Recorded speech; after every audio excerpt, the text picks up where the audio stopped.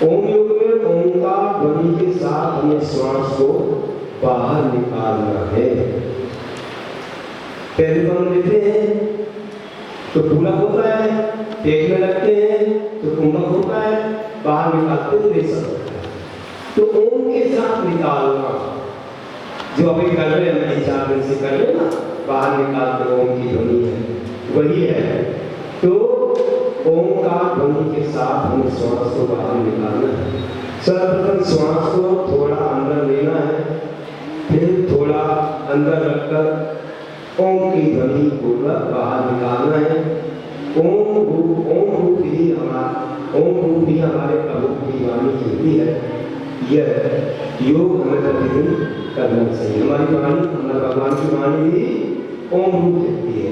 ओंकार ध्वनि बोलते हैं और अपन लोग मंगलाचरण करते तो ओम बोलते हैं, शांति धारा करते तो ओम बोलते हैं, और सुबह उठते ही ओम जय जय बोलते हैं। ओंकाराय नमः, ओम नमः सिद्धिदा बोलते हैं, मंदिर में भी ओम जय जय बोलते हैं। इस प्रकार से ओम का बहुत बड़ा महत्व है। बात सांगतन समेची सब कुछ पूरा ब्रह्मांड पूरा विश्व से समाया हुआ है, क्योंकि पांचों परमेश्वर है। केवल ज्ञान का पूरा विश्व दिखता है और इसमें केवल ज्ञान समाये। तो देखिए इससे क्या लाभ है? अतीव आनंद की अनुभूति। ओंकार ध्वनि होती है, लोग प्रवृत्त हो जाते हैं।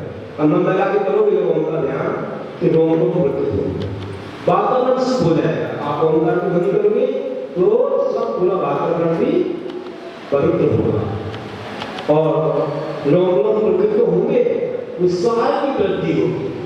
हमारे लिए उत्साह आ जाएगा कोई कार्य करने में। इस प्रकार और धर्म ज्ञान का प्रारंभिक मंगल होगा। जो भी हम कुछ करने वाले हैं उसका मंगल हो जाएगा, क्योंकि मंगल जो हम पापों आरती मंगल जो पापों वाला मंगल है, मंगल सुगम राति मंगल है। तो मंगल में जाके इष्ट देवता को नमस्कार किया जाता है, इष्ट देवता को नमस्कार विकराल है तो विकराल को नमन किया जाता है।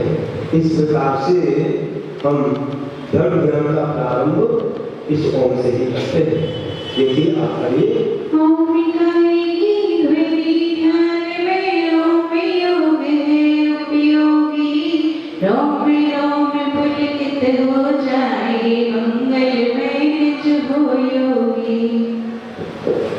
इस प्रकार से हमारा जीवन ओंकार से ही पवित्र पावन होना है और मंत्रोच्चारण योग है। ये भी योग है, सभी की जो जो क्रिया है सब योग है।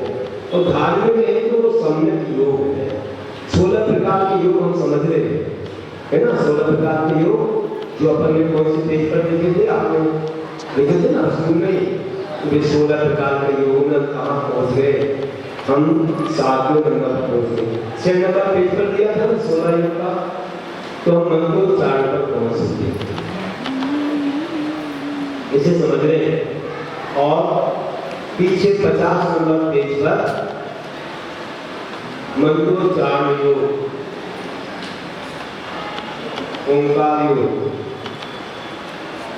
और मंत्रोच्चारण योग है। हाथ जोड़ करके मंत्र का उच्चारण करना है। तो हम लोग कैसे करेंगे? फिर से हम 7 पेज नंबर पर लिखें। इसमें अपने दोनों हाथों को जोड़कर बाएं से दाएं घड़ी के कांटे के समान 3 बार घुमाएं एवं दोनों हाथों को जोड़कर ऊपर हमारे 13 नंबर पेज करना। 13 नंबर हमारे धर्म में सबसे बड़ा मंत्र, सभी मंत्रों का राजा, अतिशयकारी नमोकार मंत्र है। ये सब मंत्रों का राजा चक्रवर्ती के समान, सारे मंत्रों की उत्पत्ति इससे हुई है। तो यह आदिया छंद में है और ये सठखंडावन का मंगलाचरण भी है। अनादिकालीन है, लेकिन लिखने में प्रारंभ वहां से मान सकते हो। इसको हम लोग जब पढ़ते हैं तो जैसे द्रव्य संग्रह की गाथाएं, समय साल की गाथाएं पढ़ते हैं बस उसी लय में जैसे वहां पढ़ते हम लोग, अरे तो घर शुद्धो धनसुमान कयो सनागुणी नबियत्ति वंशे किंचिदी अन्नंतरमान में पंथी। ये समय साथी बना कैसे पढ़ेंगे? नमो हरिहंताणं नमो सिद्धाणं नमो आर्याणं नमो वज्राणं नमो लोहे संसार। पढ़िए एक बार हाथ जोड़िए ना, ऐसे से हाथ जोड़ के करो। नमो हरिहंताणं नमो सिद्धाणं नमो आर्याणं नमो वज्राणं नमो लोहे संसार। ऐसे धीरे धीरे पढ़ेंगे, बहुत आनंद आता है। जल्दी नहीं पढ़ना तो उसके अंदर में पहुंच जाते हैं। नमो हरिहंताणं बोला तो हम भगवान कैसे बैठे समुद्र में अष्टमंगल प्रतिहार से युक्त हजारों सूर्यों से ज्यादा प्रकाश, हजारों चंद्र से ज्यादा शीतलता और सब ओर से उनका दर्शन हो रहा है। ऐसे 12 सभाएं हैं, अष्टभूमियां और अष्टप्रातिहार से युक्त हैं। सोचर समर्थ हो रहे हैं, जय जयकार हो रही है। ऐसे कुंडली बात बज रहे हैं, मंत्र सुगंधित वायु बज रही है, गंधोपत दृष्टि हो रही है, पुष्प दृष्टि हो रही है, जय जयकार हो रही है आकाश से। ऐसा वातावरण ध्यान में आएगा। नमो सिद्धाणं में कैसे शरीर होकर सिद्धलोक में विराजमान है, वे अनंत गुण से संपन्न होकर के मुख्य आत्मा है उनके। और नमो आर्याणं में आचार्य परमेश्वर कैसे दीक्षा दे रहे हैं, प्राश्चित दे रहे हैं शिष्यों को मुनिराज ऐसे। और उपाध्याय परमेश्वर है तो वे अपने संग में मुनिराजों को पढ़ा रहे हैं, सबको उपदेश दे रहे हैं। वहीं से कर लो, देश से आते हैं ना तो पीछे ही चला लो ना, पीछे बैठ जाना।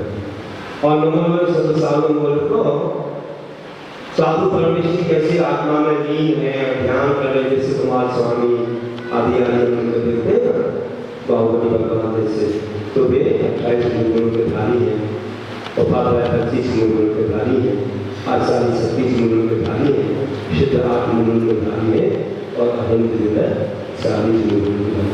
इनका आपको ध्यान आएगा। इससे हम क्या क्या प्राप्त करेंगे? बहुत कर्मों की निद्रा होगी।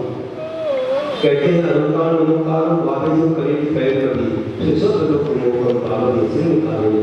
जो अनंत भगवान के नमस्कार मंत्र को या पांच परमेश्वर के नमस्कार मंत्र को भाव के साथ करता है, उस जन्म में आत्मा को शीघ्र ही रोगों से मुक्ति मिल जाती थोड़ी काल में।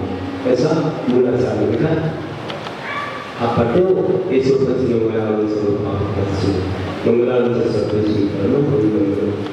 क्या ऐसा महान है? इससे विशेष पुण्यार्जन भी होता है, जिससे आपको संसार के सुख मिलते हैं।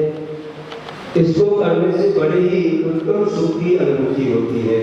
ऐसा हम उच्चारण करेंगे तो बड़े सुख और आनंद की अनुभूति होगी और मन की एकाग्रता बढ़ती है। मन एकाग्र हो जाएगा, बाहर नहीं भागेगा। इसी तरह ध्यानी जन अनेक बार मंत्रों का जाप करके अपने मन को निर्मल करते हैं।